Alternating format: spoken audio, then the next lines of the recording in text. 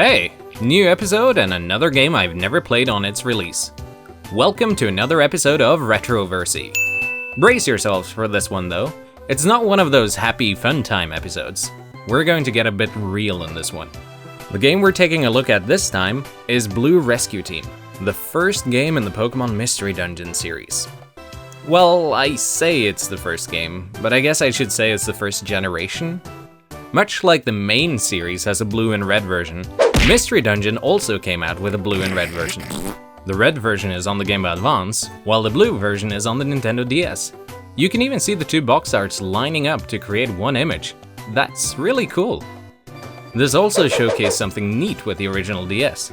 You could put the GBA game in the bottom and the DS game in the top slot, and this would open up for some dual slot functionality between the games, like trading items or helping each other with rescues and such. I'm still trying to figure out a way to record games on handhelds, so we're going with the Wii U Virtual Console version instead in the meantime.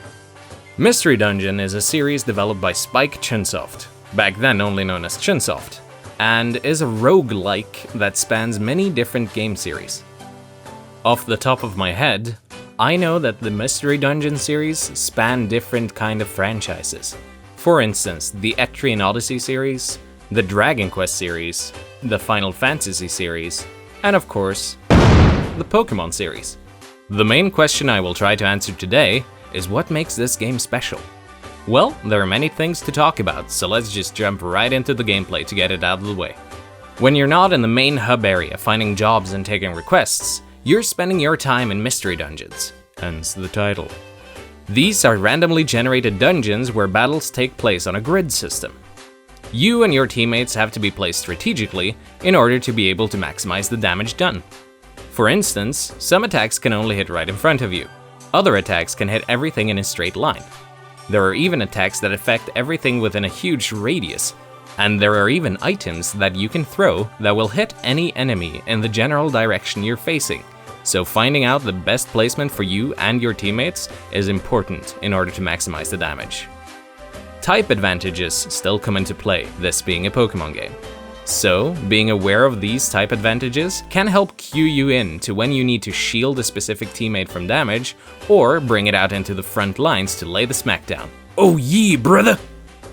It takes a bit of getting used to, but you'll be exploring dungeons in no time. However, exploring isn't all fun and games though. The game is relatively easy if you know how to pick your battles, but if they catch you off guard, you can get completely stomped. And if you die, you'll lose all your items and the money you had on you. Plus, you start from the beginning of the dungeon again, so be careful. You also have to be careful and manage your hunger. That's right, you'll go hungry after a while of exploring, and going hungry can spell the end for your rescue team, so always bring a nice juicy apple or something. As the title of the game suggests, you're a rescue team, so a lot of your jobs are about rescuing Pokémon in need of help. You can only visit one mystery dungeon a day, so you have to pick which jobs you want to do based on how many you can do at a time, or how difficult they are. For instance, do you choose to go to a mystery dungeon you have lots of easy missions for, but that pay less? Or do you choose to go to a dungeon that you only have one high-risk, high-reward job for? Do enough of these missions and you'll rank up. The ranks don't really do anything, but it's a nice way to gauge your progression. Alright, so that's the basic gameplay over and done with. Why did I do this first? Because while it is fun, it's just not what this game focuses on. Of course, gameplay isn't bad at all, but it's just not exactly where the game shines, you know? At least not to me. This means that 2 trips to the same dungeon will never be the exact same, which is a good thing, but it also severely limits the amount of different things you will see. Every dungeon is stacked the same, so every dungeon kind of becomes a bland mix of hallways and big rooms, but that's mostly it. Yes, there are traps here and there to mix it up, but it doesn't really do too much for the game. To me, the gameplay here is more a means to an end. It's serviceable, and it's decidedly fun, and it can even be tactical, but it's a bit rough and unrefined. That's actually something I really like, so don't take that as a bad thing. This game's strengths simply lie elsewhere, specifically with the story and the atmosphere. A big part of that atmosphere is supplied by the music. Musically, it's really chirpy and upbeat, but is somber and emotional when it needs to be. It punctuates the happy parts as well as the sad parts masterfully, and I think this makes the music one of the most effective parts of the game. And it really complements the story, which is surprisingly good as well. It does something fairly new and interesting, and it really ends up tugging at your heartstrings. But more on that in a moment. As you start the game, you're greeted with a strange personality quiz. Answer a couple of questions, and the game will decide which Pokémon you are. I became a Cyndaquil, and then I got to pick my partner out of a list of Pokémon that go well with me. Chikorita became my partner, and the game was ready to begin. Turns out, you're a human who has been turned into a Pokémon and transported into the Pokémon world. Your partner is the one who finds you as you wake up, and soon you find yourself face to face with an emergency. A series of natural disasters are striking the world, and right now a poor Caterpie has gone missing. You set out to search for it. After going through a really easy mystery dungeon, you find the said Caterpie and you help it. And your partner is so pleased with you that she suggests you two band up together and form a rescue team for Pokémon who are unable to help themselves in these difficult times. Considering our team consists of fire and plants, I thought it was only fitting to name our team Team Spicy. It was actually really nice, and it somehow ended up carrying a bit of pride with me. I think it's a good name. Anyway, you get to take quests and help out other Pokémon in need, and soon you're rising through these aforementioned ranks. You get acquainted to bigger and better rescue teams, and before you know it, you can get a real sense of being in an actual community of Pokémon, doing your thing, helping out as you can. The game even explores interesting topics like what a Diglett looks like underneath the ground, hinting that it has feet, or even ask what happens if two Magnemites form together without the third to make a Magneton. These aren't major plot points or anything, but they're light-hearted jokes that also help build the world that you're inhabiting. All this actually makes you feel at home in a foreign world. But the real star of this game is your partner Pokémon. Why is that? Well, this is 100% spoiler area.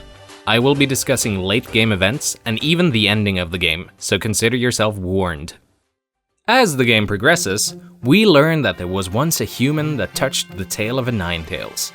This would normally curse the human, had it not been for its partner, a Gardevoir, who took the brunt of this curse and lost its corporeal form.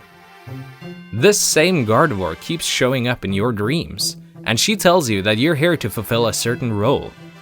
That role turns out to be, you're here to save the world from a huge calamity that would wipe all life from the planet. At the same time, we learn that the human that touched the Ninetales' tail has become a Pokémon, and maybe it's their presence that is the reason the world is about to end. Due to a scummy Gengar and your willingness to share that you used to be a human, you're the one accused of being the human of legend, and thereby you're also accused of being the reason the world is ending. It is at this point that the other rescue teams, whom you have so much respect and adoration for, decides to hunt you down with the intent to get rid of you, as the game calls it. Everybody you're so attached to are now out to get you in a desperate attempt for them to save the world. Everybody except your partner, and you two become fugitives. This is the part where I want to ask you, the viewer, a very serious question. Do you ever feel lonely? Like, even when you're around people, you still feel alone, not always as appreciated as you'd like. Maybe some set of circumstances make you feel invisible to the rest of the world and you just feel lost. I know I do from time to time, and that's what's great about this game. This game takes that feeling and pushes it away. In this world, you're never alone. You've got your partner, and the bonding you do is actually a really well-written affair. I ended up not seeing my partner as just a digital representation of a weird fantasy plant monster that has magical abilities, but I started seeing it as a person. It felt like I could rely on her and like she could rely on me. We got each other's backs, and the friendship we shared felt very real. This is where Pokémon Mystery Dungeon shines. The sense of community and, moreover, the relationship and the bond you form with your partner. You know how the main line of games talk about how much you've bonded with your Pokémon, how you win every battle because your Pokemon trust you and yada yada yada. Well, this game gets that. For the first time, I've played a Pokemon game where you actually bond with the characters. You find yourself looking up to Alakazam's rescue team. You find yourself scared knowing that they're trying to hunt you down. And you find yourself proud of rescuing helpless Pokemon along the way. But most of all, you find yourself sad when you have to leave. This is the main theme of the game.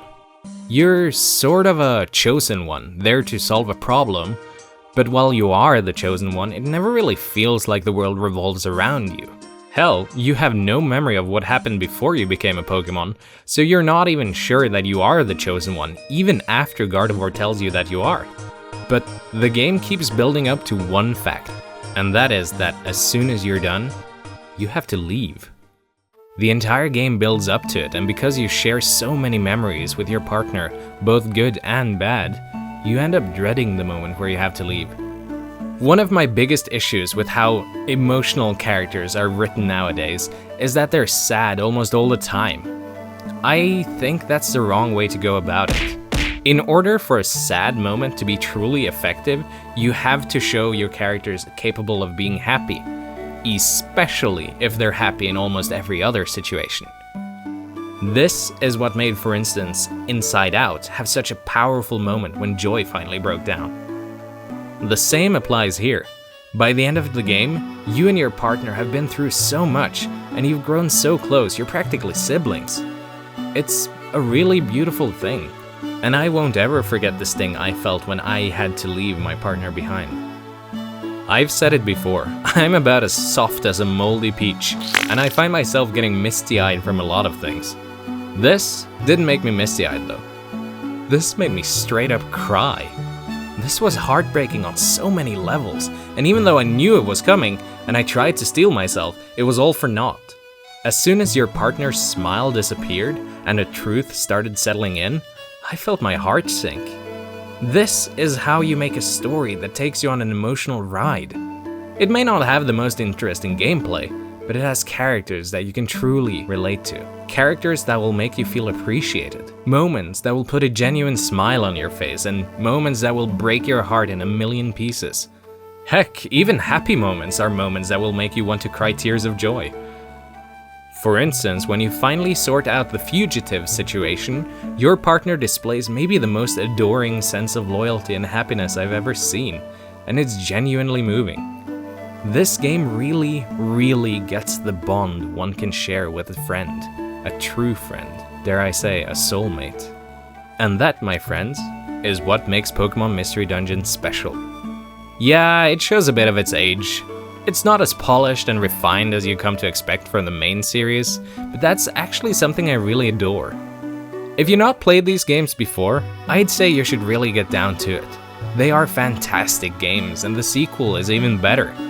These games are charming, heartwarming, and emotional, just like yours truly. These games may be the best spin-off games I've ever played. Thank you so much for watching, guys. I know my videos are coming out a bit slowly, but I'd rather do these videos right than to rush them. Thank you again for checking out my content, and by now you guys may know that I dislike self-promotion. For instance, I will not ask you guys to subscribe or anything, because you guys know how YouTube works. I don't need to tell you or be intrusive about it. Now, why am I saying this? Well, because I just got a Twitter account for the channel. I'm not begging for followers or anything, because I really couldn't care less about that stuff. I just thought I'd let you know that if you want to know what I'm playing recently or what kind of videos or ideas I have in the works for the channel, that's the place I post them. So, yeah, that's it. Have a great day, peeps. I'm out.